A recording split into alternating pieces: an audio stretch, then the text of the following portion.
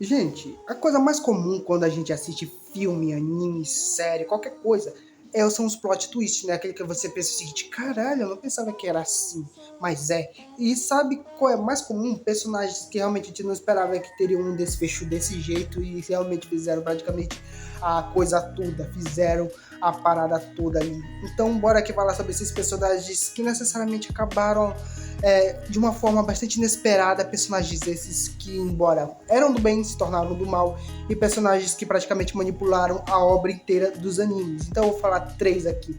Detalhe, para me falar sobre eles, necessariamente eu vou ter que contar sobre um pouco da história deles, então necessariamente vai ter spoiler sim. Então, se você está acompanhando alguma dessas obras que eu vou falar aqui de anime, deixe seu like sim e talvez saia ou pule para a parte que você já assistiu dos animes, né? Que são 3 animes que eu vou falar aqui. Então, bora aqui iniciar esse vídeo, velho. Deixa seu like, sim, se inscreva no canal, que é muito importante. Obrigado por tudo. Então, bora iniciar esse vídeo. Então, bora lá.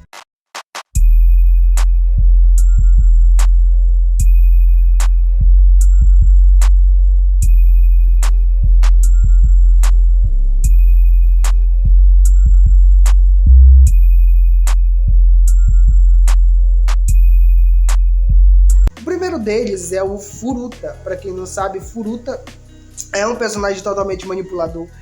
Para quem não sabe, ele pertence ao anime Tokyo Ghoul, que simplesmente é um personagem totalmente manipulador. Quando você nota ele pela primeira vez, você não percebe que ele necessariamente é um personagem bastante perigoso. Você só nota que ele é um cara comum que está ali porque... necessariamente porque... sei lá, porque está ajudando ali os líderes e tal. Ele é sempre daqueles personagens que fica atrás, né, que necessariamente não chama atenção. Inclusive, você não nota ele até parte do anime em que ele aparece totalmente. Aquele personagem que você dá aquele ênfase no personagem. E necessariamente ele acaba ali mudando, até todo mundo descobrir que ele era o verdadeiro vilão por trás de tudo isso. E simplesmente ele acaba assumindo como líder da corporação depois da morte do antigo líder, que no caso era o Arima. E ele é realmente um cara totalmente manipulador, velho. Ele necessariamente estava manipulando os Gus, estava manipulando a CCG, que era a coisa lá que controla, né, que detém os Gus. Ele estava manipulando tudo. Ele foi responsável pela morte da Arise. Ele fazia parte de uma das facções mais poderosas, que era a facção do palhaço, que eram vários palhaços, e na qual ele necessariamente estava lá. Foi ele responsável pela morte da Arise, consequentemente fazendo com que o Kaneki se transformasse num Gu. Ou seja, ele foi o cara que transformou o Kaneki num Gu, velho.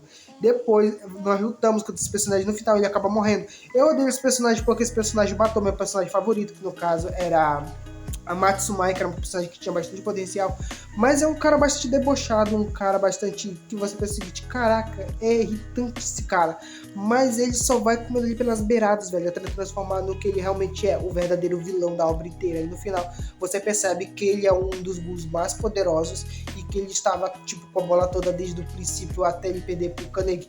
Eu coloco ele na última posição dentre os 3, porque necessariamente, embora ele tenha feito tudo isso, ele tenha arquitetado desde o começo do anime até o final, necessariamente ele acabou perdendo, velho, pro Kaneki, como obviamente tem que ser em toda a obra, não tem que perder pro protagonista. Ele acaba perdendo e necessariamente ele perdeu ali e acabou morrendo sozinho, sem ninguém, pensando em tudo que ele fez até o fim, pensando no Nariz, né? Que ironicamente ele matou a Arise, trouxe ela de volta, queria se casar com ela, e ele queria também, tava com parte do corpo da Arise, né, que ele tratava de mais poderoso, mas realmente não tem como. Esse personagem começou baixinho, deu um plot twist enorme de que ele era o real vilão de tudo que estava acontecendo, mas no final acabou morrendo da pior forma possível. Depois temos o Zetsu Negro. Zetsu Negro daí eu acho que um dos maiores plot twists que ninguém esperava. Todo mundo considerava o Zetsu Negro como o personagem mais fraco de todo o Naruto. Depois você vê a história dele, necessariamente você vê que ele foi criado pelo Madara, para depois descobrir que ele não foi criado pelo Madara, e sim uma recriação da Kaguya Otsutsuki para trazer ela de volta, que tudo estava sendo manipulado por ele, que ele manipulou o Madara, que o Madara manipulou o Obito, que o Obito manipulou a Akatsuki, que no final dos contos todos eles estavam sendo manipulados pelos Zetsu Negro. Ele se descreve como um personagem mais poderoso que criou, né, a história dos ninjas só para trazer a Kaguya de volta. E no final ele acaba sendo sendo detido, né? Ele chega até o final do plano, ele chega a concluir o seu plano, diferente do Fruto, ele chega a concluir, Kaguya é trazida de volta à vida, mas necessariamente você vai ver que essa personagem é totalmente uma porta de tão burra que é, porque não tem habilidade ninja, né? Mas ela acaba sendo pega por habilidades bem fraquinhas. Mas também esse personagem que é totalmente manipulador é fraco. Um personagem que você pensa, caraca, esse personagem não consegue agir sozinho. Inclusive o próprio protagonista fala isso, ele não sai debaixo da asa da mãe dele. Ele acaba sendo contido lá, selado junto com a Kaguya Tsuki, e necessariamente ele é detido. Mas vai se destacar que esse personagem você pensa que ele não tem tanto destaque. É um personagem que não aparece tanto, e esse é o plot da história toda. Um personagem que era o espião da Akatsuki, só o espião, que era considerado como fraco, acaba necessariamente trazendo a maior personagem poderosa de todo o anime, que embora seja tão boa quanto uma porta, é uma personagem mais poderosa de todo o anime, e ele diz que tudo, né, foi manipulado por ele, e ele que acaba derrotando o Madara. Bizarro isso, necessariamente o personagem mais fraco, ironicamente acaba derrotando o Madara Uchiha, que realmente ninguém esperava disso, que ele tinha o 10 caudas, né? Então, necessariamente, ninguém esperava isso quando, necessariamente, o Zetsuneko atacou o Madara por trás, e ali acabou matando ele, né, aos berros. O Madara se desfaz e transforma na Kaguya, e assim ele conclui o seu plano, né, de trazer Kaguya Otsutsuki de volta à vida. O outro, né, que é o maior plot twist da minha concepção, eu acho que esse daqui fica em primeiro lugar, que é o Eren Yeager. Velho, não tem como. Esse daí é um dos maiores plot twists de todos, velho. Se pá, de todos os animes. Você não espera que o Eren, necessariamente, o protagonista, se tornaria o vilão. Sim, e você não nota isso quando a primeira vez que ele se torna um vilão, né, na história, para quem não nota, né, para quem não percebe, e é mostrado depois, é que desde lá atrás, desde que boa parte do pessoal estava vivo, ele necessariamente já se lembrou de tudo por causa da ligação com o Titã de ataque. Necessariamente o Titã de ataque, né, consegue meio que ter ligações dos todos os portadores dele do presente e do passado. Então necessariamente ele faz tudo o que ele fez para necessariamente chegar até o ponto em que ele fala com o pai dele. O pai dele não... Pra quem não sabe, o pai dele pega o Titã de ataque meio que acaba matando toda a família, né, dos reis lá. Família Reis que tinha o controle sobre o Titã inicial. E porque eles fazem isso para tentar assumir o poder do Titã e necessariamente passar para outro portador.